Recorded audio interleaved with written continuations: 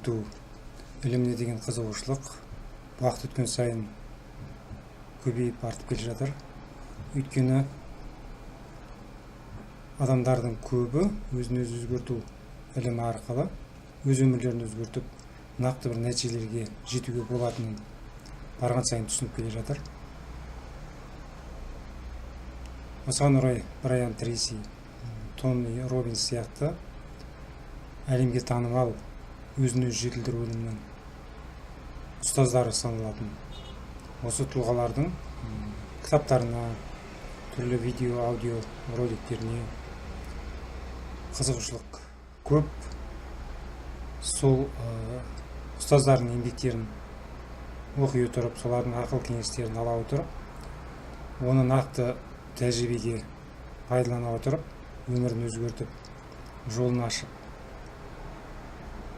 өз тағдыр жолын жаңа арнаға бұрып, нәтижеге жетіп жатқан адамдар әлемнің түкпір-түкпірінде көп деп саналады.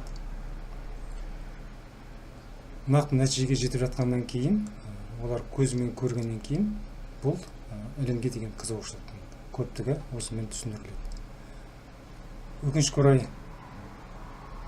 бұл жаңағы өзін өзі жетілдіру ілімінің көптеген білікті ұстаздары, олардың еңбектері ағылшын тіліне, басқа тілдерде жазылған, айтылады және орыс тіліне аударылған. Дегенмен бұл қазақ тілінде бұндай білім бізге әлі келген жоқ. Осыған орай мен осы ұстаздардың еңбектері бойынша өзін өзі жетілдіру ілімі туралы қысқаша ықшамдап бір сериалдық видео сабақтар түсірсем деген мақсат алдыма қойған болатынмын. Соны бүгін міне бастап отырмын. Өміріңізді қалай өзгертуге болады? Адамдар көпшілігі шын айтқанда өмірді өзгерту мүлде болмайды деп түсінеді. Көп адамдар тағдыр маңдайына жазылып қойған әу баста дүниеге келген кезде жазылған тағдырдың жолымен жүру керек, оны өзгерту мүмкін емес дегенге көп адамдар сеніп жатады. Шындығында бұлай емес. Өмірді өзгерту әр адамның өз қолында дейді. Енді осы ұстаздардың Брайан Трейси, Тони Роббинс сияқты тағы да басқа көптеген осы өзін өзі жетілдіру ілімінің білікті мамандары, солардың еңбектерінде нақты өмір тәжірибесі арқылы неге адамдардың біреулердің жолы болады, неге адамдардың біреулердің жолы болмайды деп соны зерттеп, сол адамдардың жаңағы мінез құлқына, іс-әрекеттеріне байланысты талдау жасай отырып, нақты жаңағы ғылыми тұжырымдар жасалады. Енді соған кішкене тоқтала кетейік. Бірінші дейді, жолы болмайтын адамдар, бұл адамдардың ойлау, сөйлеу, іс-әрекет жасау мәнерлерінің бәрі мүлдем өзгеше. Бұл адамдар әдетте ұдайы өздерінің бастарына түсіп жатқан түрлі қиындықтар туралы ойлайды. Сол қиындықтар туралы үнемі ойлап, сол қиындықтар әкелген түрлі ауыртпалықтар, қолайсыздықтар жайында ойлап, бірақ сол қолайсыздықтардан, қиындықтан қалай құтылудың жолын іздеп, соған нақты әрекет жасамайды.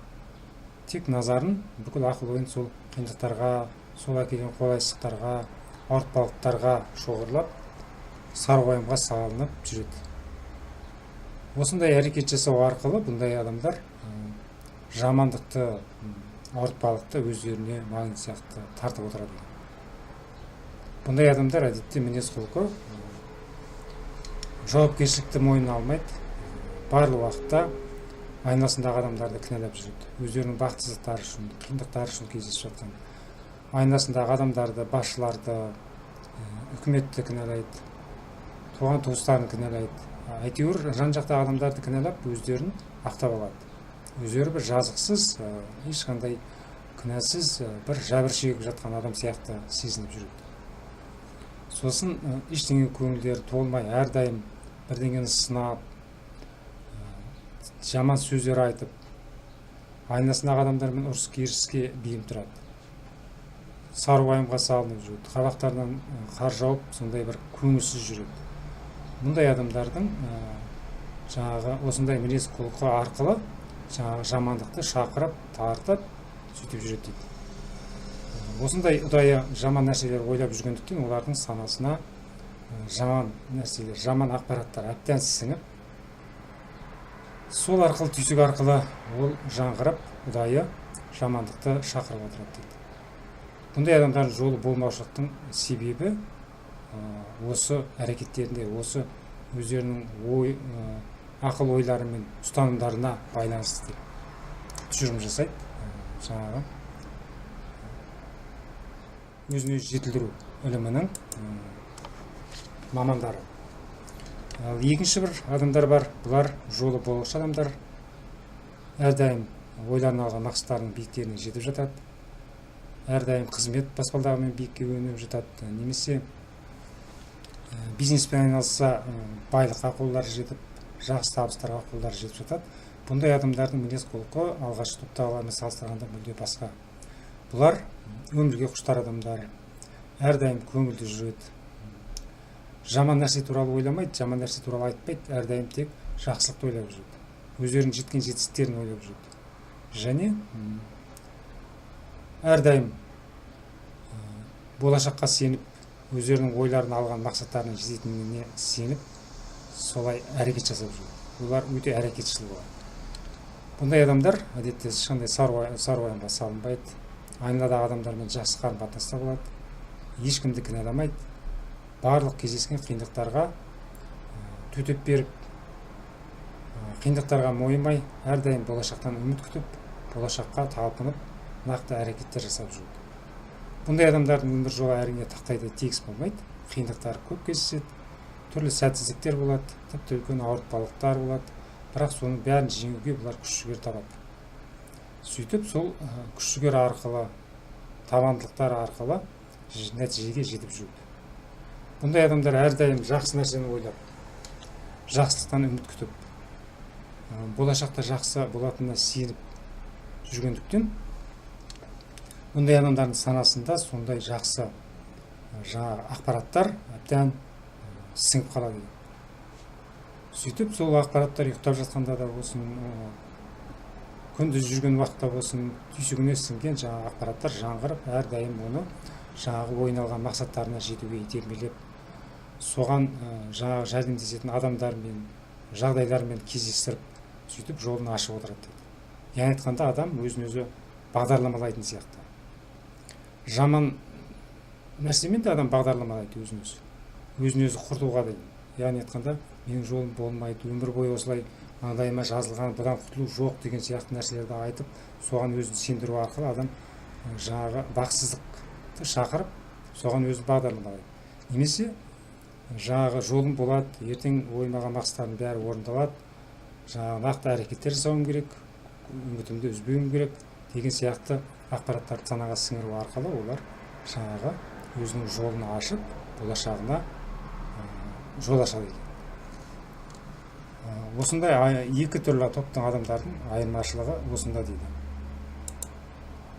Енді жол болмайтын, қиындықтан көз ашпайтын, тауқымет тартып жүретін адамдар жолын қалай ашуға болады, қалай өмірін өзгертуге болады. Осы жайында Брайан Трейси ұсынған бір қарапайым тәсіл бар. Мен сіздерге соны назарларыңызға ұсынып отырмын. Бұл тәсіл бойынша адам өзін өзі бағдарламалап болашағына жол ашады. Қарапайым тәсіл. Ол үшін дейді, Брайан Трейси айтады, күнде таңертең ерте тұрып, ойыңызға қалған 10 мақсатты қағазға жазып отырыңыз. 10 мақсат болғанда бұл қиялы, жүзеге аспайтын мақсат болмау керек. Арман қиял.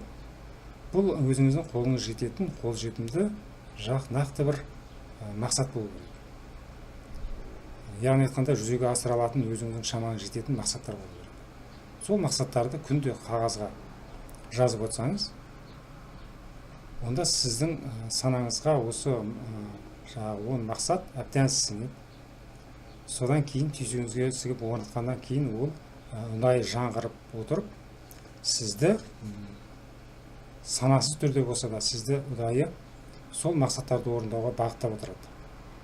Жолыңызды ашып, түрлі жаңағы сол мақсатқа жетуге көмектесетін адамдармен кездестіреді, жағдайлар жасайды, немесе сол мақсатқа қалай жетем деп ойландырады, сөйтіп жолын іздеуге итермелейді, нақты әрекеттерге итермелейді, сөйтіп күндердің күнінде сол мақсаттардың бәріне қол жеткізгеніңізді өзіңізге сезбей қаласыз. Айтқанда осылай жасау арқылы адам өзінің жолын ашып биікке, табысқа жетуіне болады дейді. Бұл қарапайым тәсіл. Әрине мұндай тәсілдер өте көп. Соның бір қолжетімді біреуін ғана сіздердің назарларыңызға ұсынып отыр. Осы жаттығуды жасау арқылы ғана сіздер өмірлеріңізді біраз өзгертуге мүмкіндік болады деп ойлаймын.